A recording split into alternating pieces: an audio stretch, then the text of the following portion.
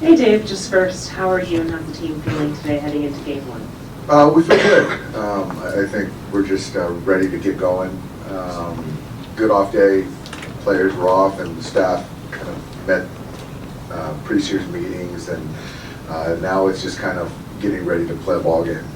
I know you always say that momentum starts with the starter, so say Walker Buehler, but how can you see the carryover from the wild card, the energy from that game, and just the success you guys had to end the regular season and really carry over into this series? Well, I think for us in particular, we've been playing good baseball for quite some time.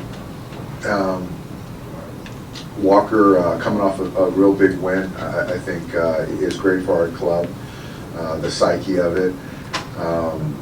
Playing now, coming and playing a team that's been playing really well also, obviously all year. The familiarity with Walker and these guys, he's seen these guys more than any team. And so kind of all they know each other, and so good or bad, and it's just about execution on both sides of it. So I feel good with Walker making adjustments that he needs to make, whether it be to start the game or in game. And we've seen Webb, and I feel good about our game plan coming in. Go over to one. Hey Dave, as far as the roster, what went into going with Price over Brule, and what role do you see Price kind of having in the series? I think with David, I think certainly the experience, the ability to add some length, a neutral arm. I think with Justin, certainly has done some really good things for us in a small sample. I think the kind of where we feel him going up and down, back to back right now, we're just not 100% comfortable with. I think, so that's one part of it. Is there any other question that you asked? What role do you see Connor David? Yeah, I think with David, it's more of, obviously we have a lot of leverage arms that are neutral. I think he's neutral. So just find lanes that make sense, leverage that makes sense, and we'll deploy him. Go to the gentleman in the back. Dave, Walker stepped up for you many times in the postseason, even when he doesn't have his best stuff. What makes him so unique to be able to handle these moments in these type of games? Number one, I think that he just embraces the moment, these games. That's the biggest thing. And I think that number two, he's performed well in these games, so that adds the kind of the confidence in a situation like this and beyond. And lastly is just the talent. He has very good command, and he has the ability to attack a lot of weaknesses for hitters. We'll stay in the back. Go over here. Hey Dave, Walker, last time you pitched here didn't have a great outing. What do you feel he needs to do to not repeat that performance tonight here in game one? Well, the last question I answered by saying he has really good command. In that particular start, he did not have good command with any of his pitch mix. So they came out very aggressive and they took advantage of mistakes. So our expectation is he makes better pitches tonight. Go over here. Yeah, Dave, what kind of hostility are you expecting in the ballpark tonight? Have you already felt it? And how will the fans affect the series? The fans are the ones who feel this rivalry. I've been here since noon, so I haven't felt it yet. They were easy on our buses coming in at noon. I don't know about hostility. I do know it's going to be very loud. There's going to be a lot of black and orange. It's going to be loud. And these guys have traditionally, I think this year they played well home and on the road, but you've got to just kind of weather the kind of the momentum. They feed off their crowd, as do we at home. So it's really helpful and nice to know that we have guys that have been in this environment. Go ahead, sir. Dave, given that the Giants have been a little less successful against left-handers, would you consider Price as an opener in Game 4? I think anything should be on the table. So for us to continue to see where we're at in this series come game 4, whether, how the series is at, the shape of our pen, all that kind of stuff certainly has to play into the decision making. But yeah, they've certainly been much better against right-hand pitching. Go to the back left over here. I did. Brandon Crawford has obviously been a kind of a constant here for a little while now, but just, I was wondering what stands out to you maybe about the season that you've put together this year, sort of at this point in his career? A lot of things. He's having, and I don't know the back of his baseball card, but I think he's probably having one of his best seasons all around of his entire career. I think that I've always appreciated him being one of the, top 2 or 3 shortstops defensively, but I think that the last couple of years it might have been a little bit not as elite as it has been throughout his career. So I think that's been an uptick in the batter's box. There's been years where he hasn't been good against lefties, and other years he's been better against lefties and righties. This year he sort of put it all together. Am I biased that he's a Bruin? Yes. Does that even out that he's a Giant? Yes. So I'm kind of at a net neutral right now with Brandon. But no, as a baseball fan, this guy is a heck of a ball player. He's made adjustments mechanically, approach, I've seen this year. Things that he hasn't really covered, that he's adjusted. So, yeah, I mean, if he hadn't had the year that he had, in the clubhouse, on the field, it's a safe bet that this club wouldn't have the year. So, everyone knows he's a huge part of that. Go over to Barry. Hey, Doc. How are you? Hey, Barry.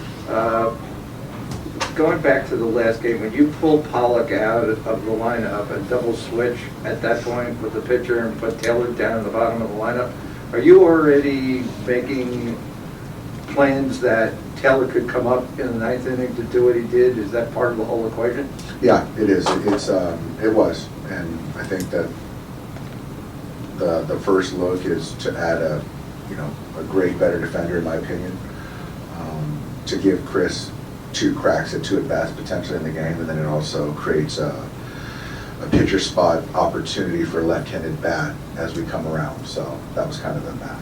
It's kind of one of the little micromanaging of the game that goes unseen. Every night, Barry goes Yeah, unseen. yeah. Yeah, thank you. Thank you for the question. We'll go to Bob off to the side over here. Dave, did Bochy take you up on your dinner wager?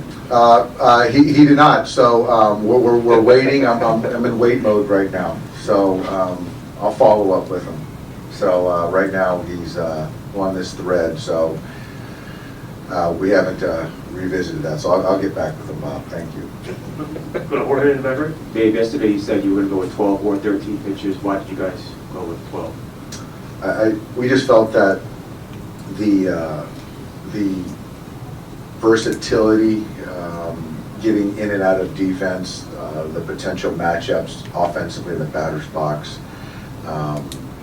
is more beneficial in a short series than an extra arm. You mentioned there switching, putting Taylor in the game late. Did you consider starting him in left field or even Gavin Lux today? Not with Webb, with potentially to deploy either of those guys at any point in the game. And I think that outfield defense and center field is important. So I thought about it, but ultimately I just felt that the way I wrote it out gives the best chance to win tonight. Go over to the back left. Well, Dave, Bob mentioned Bochy. Do you think Bochy will manage again? Do you think Bochy will manage next year?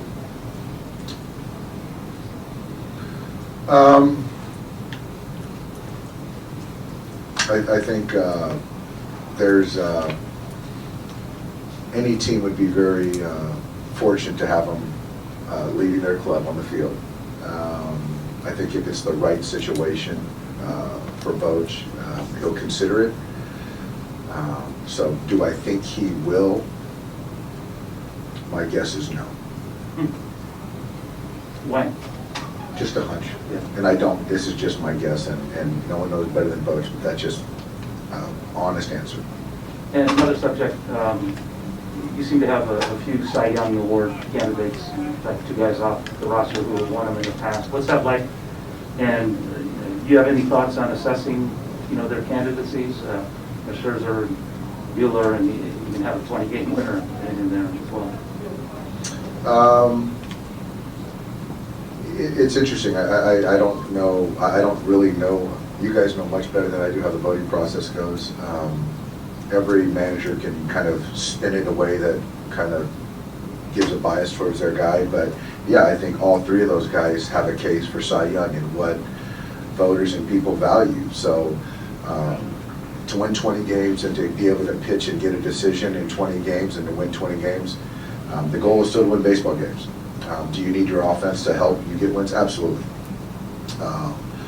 The whip and strikeouts per innings and who you faced, all that stuff, and who's the best pitcher, and that matters. I absolutely get that.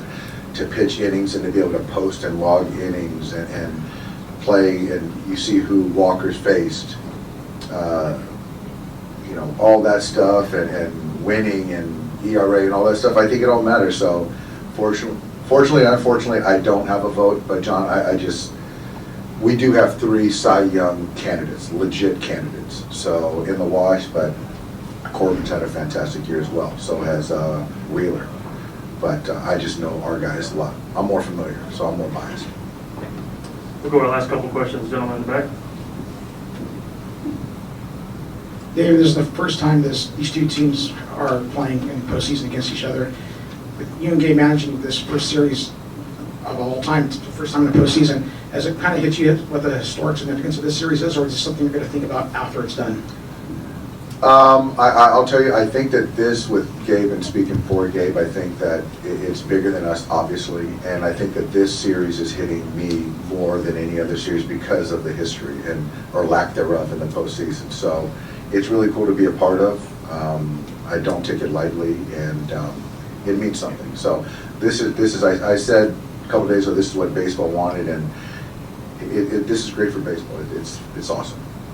We'll do our last 2 gentlemen in the back and Bud. Hey Dave, just how important was it that you guys were able to stay away from Julio the other night, and what's made him such a good postseason performer in the past to you? I think the stuff obviously certainly helps, but it's just the mindset, and it's kind of, I alluded to Walker, and he has those same ingredients as far as not running from the big moment, wanting to be the guy. I mean, you can't be afraid to fail, and guys got to embrace the big spots, and he does. Go ahead, Logan.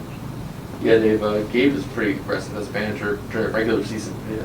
What does that sort of give you a feel for what he'll be like in the postseason you manage against? He's done a great job with this team. So what it means tendency-wise in this series, there's tendencies, there's trends, but when you get to the postseason, when everything is more magnified, you just can't. It's a little bit less predictable. So we have an idea. There's a lot of familiarity both ways, but you don't know until you know. So you've got to be ready for anything. All right, Dave, thank you for your time.